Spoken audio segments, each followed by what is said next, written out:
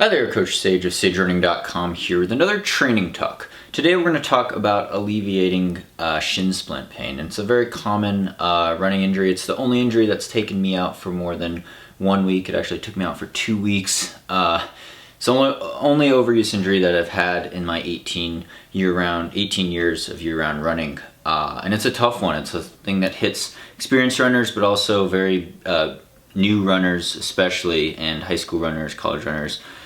You name it, shin splints are always very painful. It's pain in the front of your shin, usually along here. It could lead to stress fractures, it could lead to compartment syndrome, all sorts of things. And it's very painful. And a lot of times it's caused by, I'll show you a demonstration. I got my compressed sport calf sleeves on with the Hoka Claytons, as well as my Dry Max Sage Runner socks. Gotta plug the sponsors.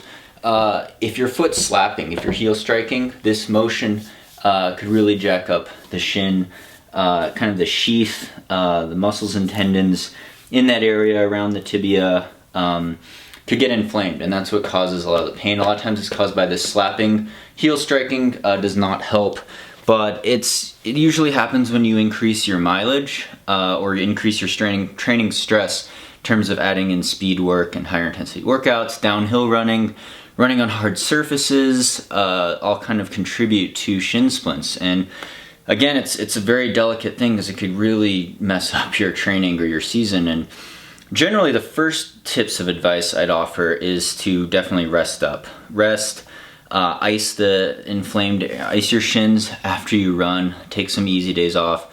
For me, it was a matter of taking off over a week, 2 weeks totally off.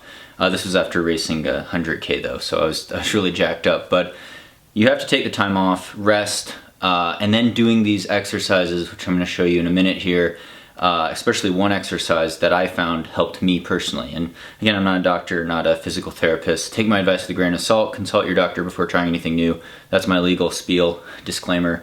Because it is something that is an individual problem, but definitely look into your running form, look into the running shoes that you've been training in, whether or not, know if you over-pronate or over-supinate, things like that. Have someone take a video of your running form from the side and also from in front and behind, and look at it in slow motion.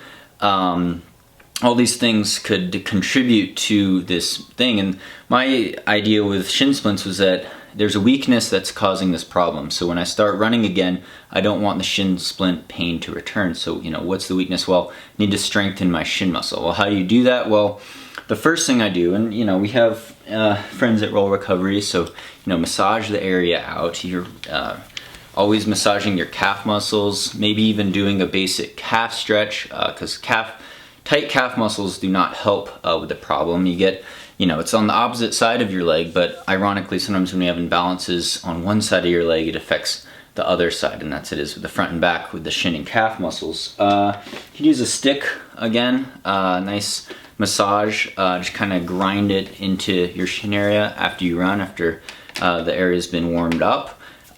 Just kind of try to activate blood flow, so to speak. You also use these resistance bands for adding in resistance to what I'm going to show you is the most important thing, which is simply just tapping your foot up and down. Tapping it while you're sitting in a chair, maybe at work or studying.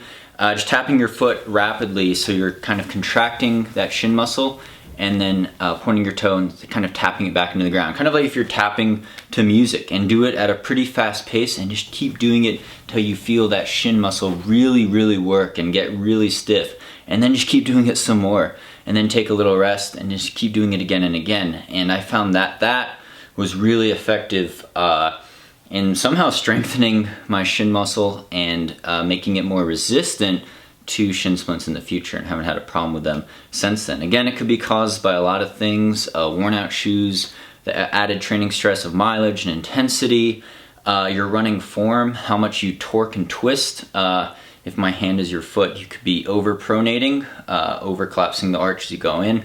That torsion on the torquing motion on the front of your tendons and your sheath, and even the stress on the bone, the tibia, could kind of jack things up, and you don't want it to lead to a stress fracture. You don't want it to lead to compartment syndrome. So it's better to nip it in the bud when you're just starting to feel that shin pain. Strengthen your shins through these exercises, rest, ice, take care of it that way, and then be really cautious with your training buildup and when you add new stress in, like speed workouts, hill training, and try to stay on soft surfaces, as well as reevaluate your shoes. But again, that's my spiel on overcoming shin splints. Thanks so much for all the subscriptions, all the views on here. Really appreciate your support. Hope your training's going well, and stay tuned for more VO2 Max Productions.